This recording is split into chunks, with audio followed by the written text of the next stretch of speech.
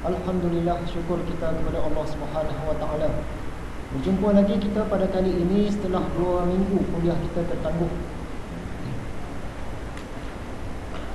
Jadi hari ini kita mengucapkan selamat datang ke kuliah Ihya Ulumuddin untuk kali yang ke-43 ataupun kuliah Maghrib kali yang ke-127.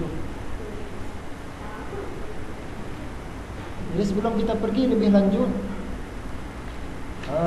saya ingin memberitahu tentang 2 kesilapan. Sepanjang 43 kali, 42 kali kita bersidang memperkatakan tentang ilmu kitab Ihya Ulumuddin. Bila saya tengok balik video-videonya tu, ada 2 kesilapan yang saya berjaya kesan. Yang pertama, Imam Ghazali dia ada memetik perkataan satu orang ulama, nama dia Al-Hasan. Al-Hasan ni saya kata dulu cucu kepada Nabi Muhammad. Bukan yang tu. Al-Hasan ni Hasan Al-Basri. Dia silap. Memang cucu Nabi Muhammad nama Hasan juga, tapi bukan yang tu. Hasan Al-Basri yang berkata. Kemudian kesilapan yang kedua, kisah Zaid bin Sabit. Saya kata Zaid bin Sabit ni hari tu hamba Rasulullah, kemudian jadi anak angkat dia. Sebenarnya yang tu bukan Zaid bin Sabit, yang tu Zaid bin Harisah. Zaid bin Harisah, bukan Zaid bin Sabit. Itulah 2 kesilapan yang saya dapat detect dan kita perbetulkan malam.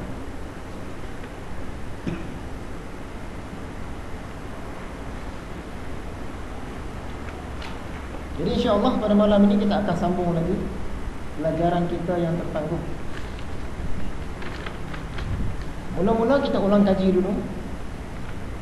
Antara perkara yang kita sentuh dalam kuliah yang lepas, kita bercerita bahawasanya Imam Al-Ghazali ini dia satu orang mujaddid. Mujaddid maksudnya pembaharu. Untuk setiap 100 tahun akan datang satu orang mujaddid, sekurang-kurangnya, untuk memperbaharui apa yang telah lemah, apa yang telah rosak dalam pengamalan agama. Agama Islam itu dia tak rosak, tapi dari segi amalan tu ada yang kurang, ada yang rosak. Untuk setiap 100 tahun dia datang satu orang mujaddid. Jadi Imam Al-Ghazali dia salah seorang mujaddid untuk zaman dia. Selain itu Imam Al-Ghazali juga dia mujtahid di dalam mazhab Syafi'i dari segi fiqhnya. Jadi dia tidak sampai ke tahap mujtahid mutlak sebagaimana Imam Syafi'i, tapi dia mujtahid mazhab sahaja. Namun begitu Imam Al-Ghazali dia bertaraf mujtahid mutlak dalam ilmu tasawuf. Jadi tara dia punya tahap tu tinggi lah dalam ilmu tasawuf. Dalam mazhab dia hanya sekadar sampai kepada mujtahid mazhab sahaja. Habis cerita tentang Imam Al-Ghazali. Yang kedua, kita war-warkan hari itu apabila kita belajar kitab Ihya ini, walaupun belajar satu kitab seolah-olah kita belajar 10 buah kitab. Sebab apa? Kitab Ihya ini dia punya ringkasan tu beredar di sekeliling kita, diajarkan di merata tempat. Antaranya kitab Minhajul Abidin, Hidayatul Hidayah, Sirus Salikin, Hidayatus Salikin, Bimbingan Mukmin. Kemudian sepanjang kita mengajar kitab Ihya ini akan diselipkan 4 buah lagi kitab Imam Al-Ghazali sendiri, untuk lebih memudah fahamkan kita tentang apa yang Imam Ghazali nak sampaikan kepada kita. Antaranya kitab Muhif Minad Dalal, Mishkatul Anwar, Kimia As-Sa'adah dan Risalah Laduniyah. Campur dengan kitab Ihya Ulumuddin, jadilah 10 buah kitab semua. Semua ini memang kita bincangkan dalam. Yang ketiga, isu Rasulullah SAW pernah disihir. Setengah orang dia tidak percaya Nabi Muhammad pernah disihir dengan alasannya Nabi Muhammad ini maksum. Sebenarnya kemaksuman Nabi Muhammad tidak ada kaitan dengan kekebalan tubuh dia. Dia tetap kena baling batu berdarah.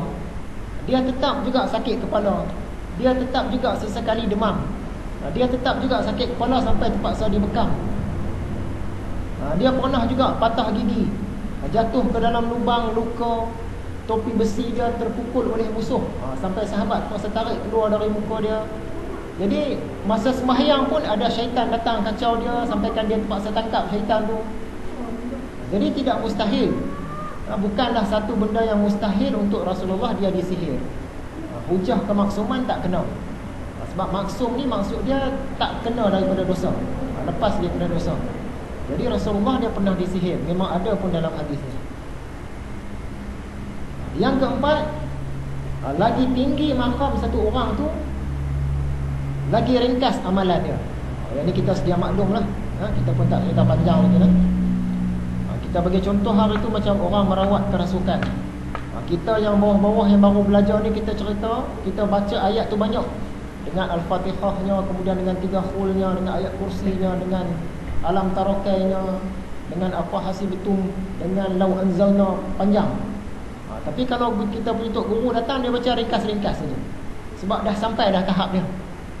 Kadang-kadang dia ulang ayat-ayat Quran yang kita tak tahu apa maksudnya tu. Contohnya, dia datang-datang tu dia pun baca Kaf ha ya ain sad ha mim ain sin qaf. Tiga-tiga tu dia ayat Quran. Macam Yasin, kita tak tahu apa maksud dia. Tapi dia guna yang tu je. Kadang-kadang orang-orang lama ni dia guna surah Nun. Surah Nun tu dia berguna dengan huruf Nun. Nun. Dia pakai yang tu je. Yang orang depan tu dah kerasukan dah. Yang kita ni kena baca panjang. Baru nak jadi boleh detect ada tak jin dalam badan orang tu. Jadi lagi tinggi maqam, lagi ringkas amalan. Bila kita nak sentuh juga di sini tentang payah nak bangun pagi.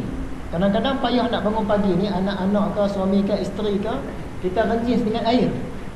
Dari segi zahirnya memanglah air tu sejuk, kena muka kita dia keluar. Tapi dari segi ghaibnya, kita renjis tu kalau kita sertai dengan bacaan, dia macam merawat juga.